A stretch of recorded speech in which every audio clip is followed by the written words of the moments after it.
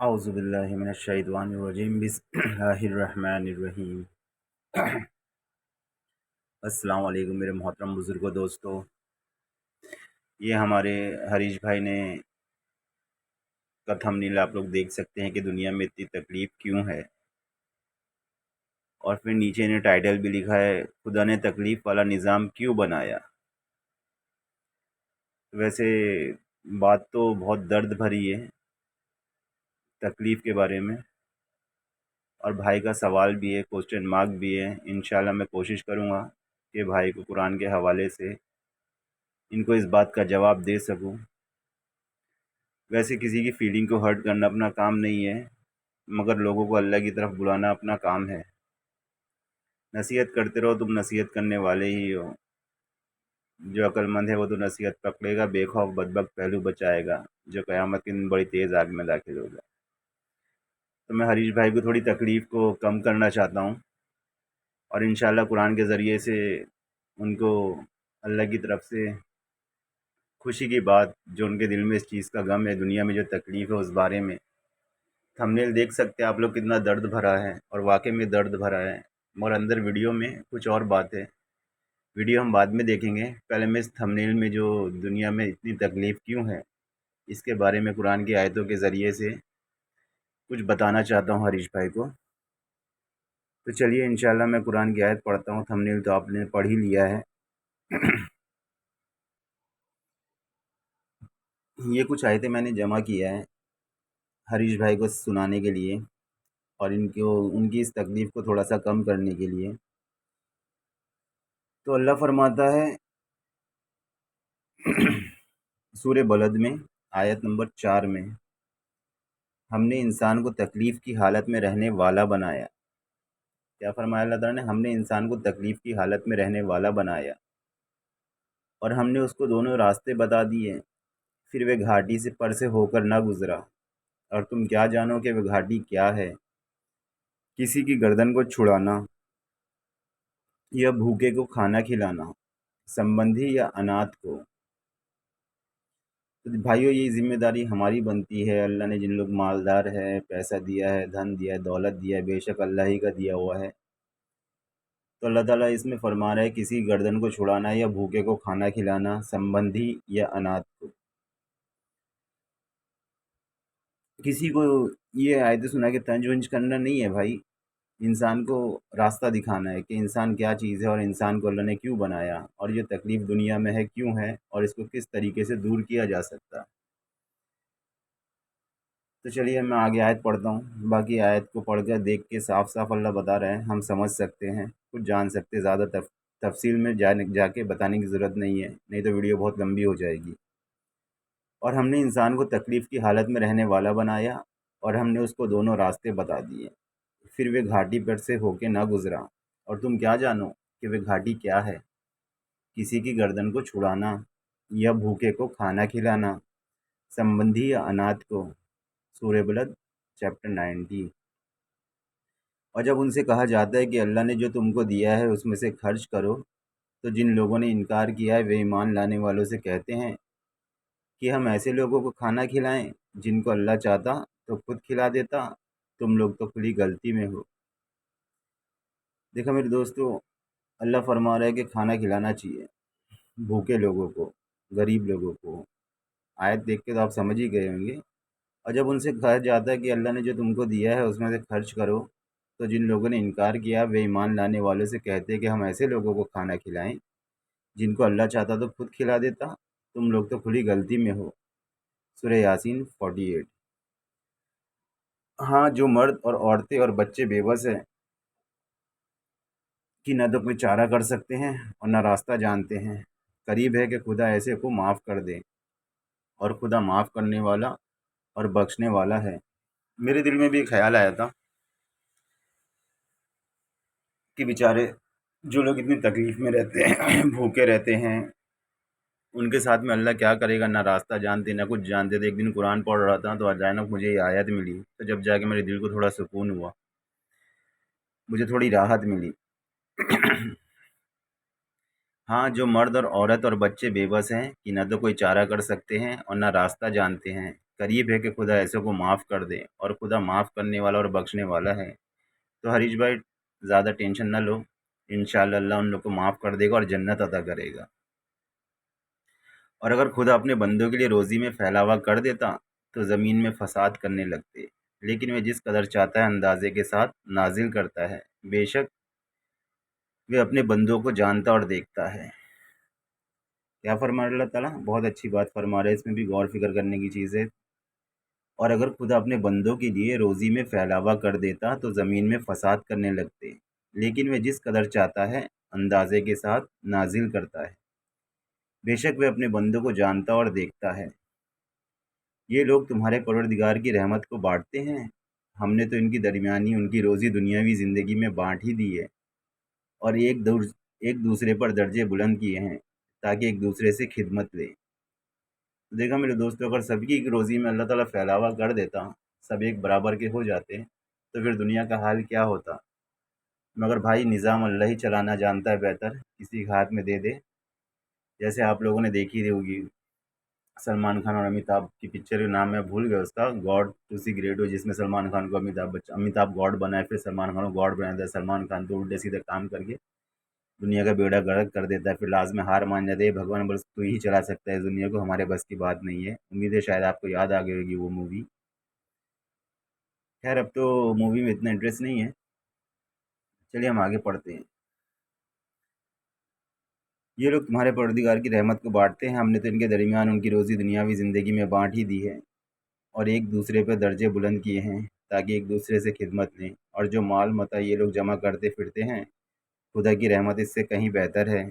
और अगर ये बात ना होती कि आखिर सब लोग एक ही तरह के हो जाएंगे, तो हम उनके लिए जो खुदा से इनकार करते हैं, उनके घरों की छतें और वे सीढ़ियाँ जिन पर वे चढ़ते हैं उतरते हैं, उनके घरों के दरवाजे और वे तख्त जिन पर तकिया लगाते हैं, चांदी और सोने के बना देते। ये सब साजो सामान तो बस दुनियावी ज़िंदगी के चंद रोज़ा साजो सामान है जो मिट जाएंगे, और आखिरत का सामान तो तुम्हारे परवरदिगार के यहाँ खास परहेजगारों के लिए है। फिर अगर मुंह फेर लें तो ए रसूल, हमने तुमको उनका निगहबान बनाकर नहीं भेजा, तुम्हारा काम तो सिर्फ अहकाम का पहुंचा देना है।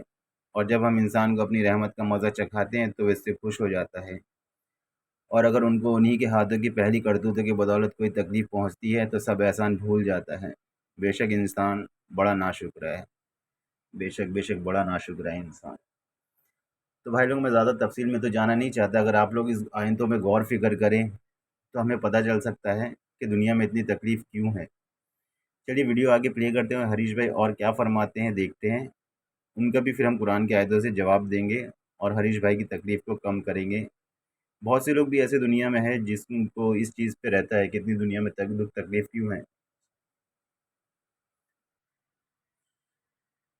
चलिए मेरे दोस्तों, वीडियो प्ले कर दे और हरीश भाई और क्या फरमा रहे हैं। उन्होंने इसके ऊपर बहुत बोला है, बहुत लिखा है। पहली बात यह है कि एक कायनात का बनाने वाला, चाहे वो ईश्वर हो, रब हो, अल्लाह हो, यसु हो, जो मर्जी हो, उसको क्या मुसीबत पड़ी है कि वो एक ऐसा निजाम बनाए जिसमें, जैसे आपने बताया, एक बच्चा पैदा ही लूला लंगड़ा होता।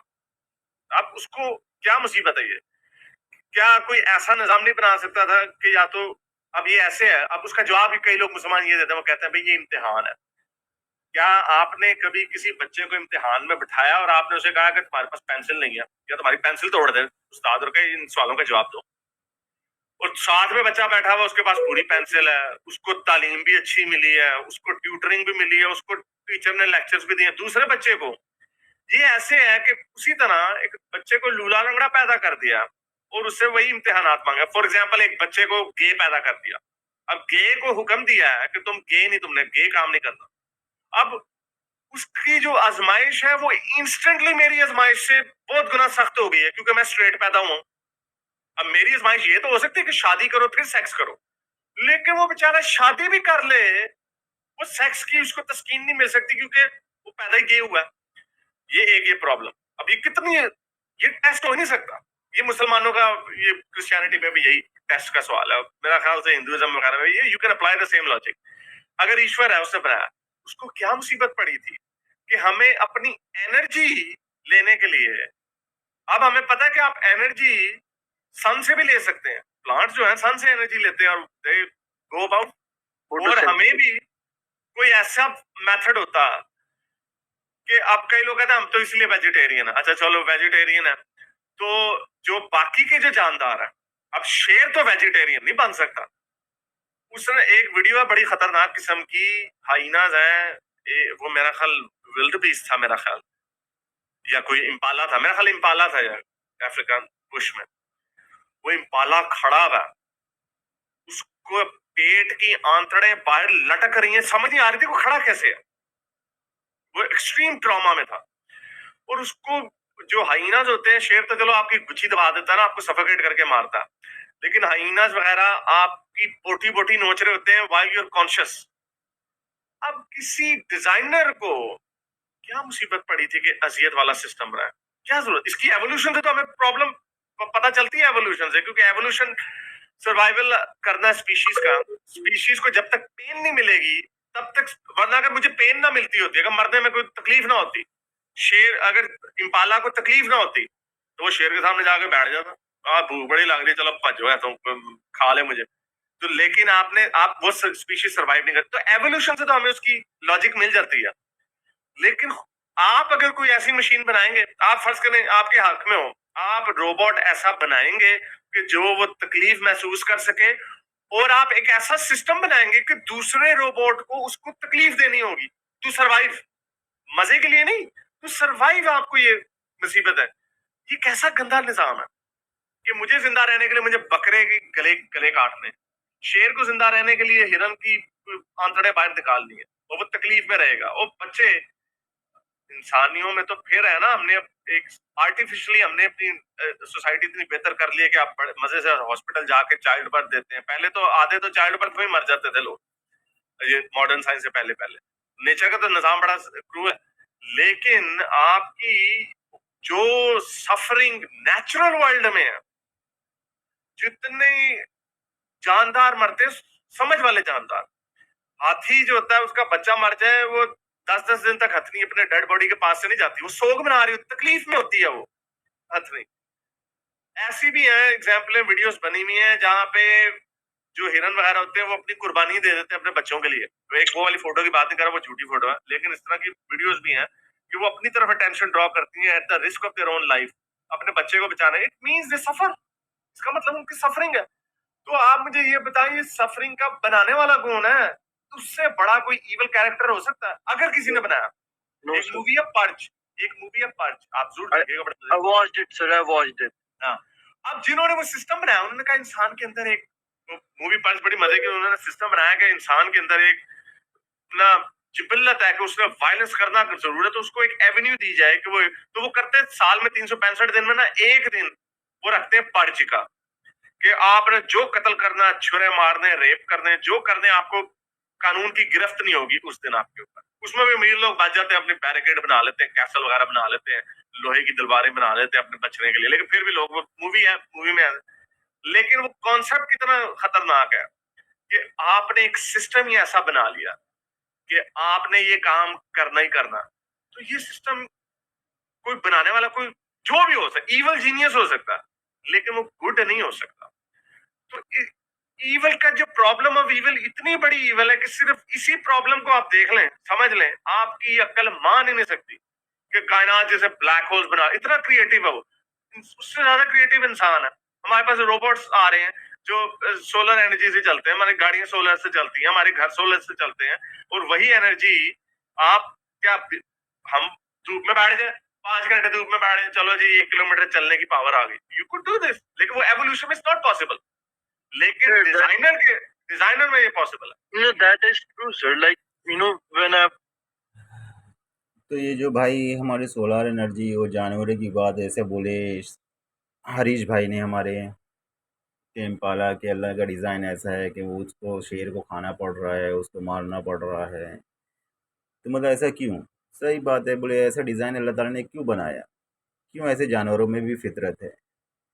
मैं इसके बारे में थोड़ा सा एक बात बोलना चाहता हूँ। हमारे यहाँ पे इंडिया में एक क्राइम पेट्रोल करके चलता है, इंसानों के ऐसे-ऐसे केस उसमें दिखाए जाते हैं ना कि आदमी का दिमाग घूम जाए कि ये कैसे इंसान लोग हैं, क्या कर रहे हैं। माँ अपने बच्चे को ड्रम में पानी में डुबा-डुबा के मार दे रही है, 2-2 बच्चे को मार दे रही है, सिर्फ़ इस वजह से कि वो अपने फैमिली में उसकी फैमिली का शौहर रिक्शा ड्राइवर था, आमदनी ज़्यादा नहीं थी उसकी और वो औरत चाहती थी कि हम 2 हमारे 2।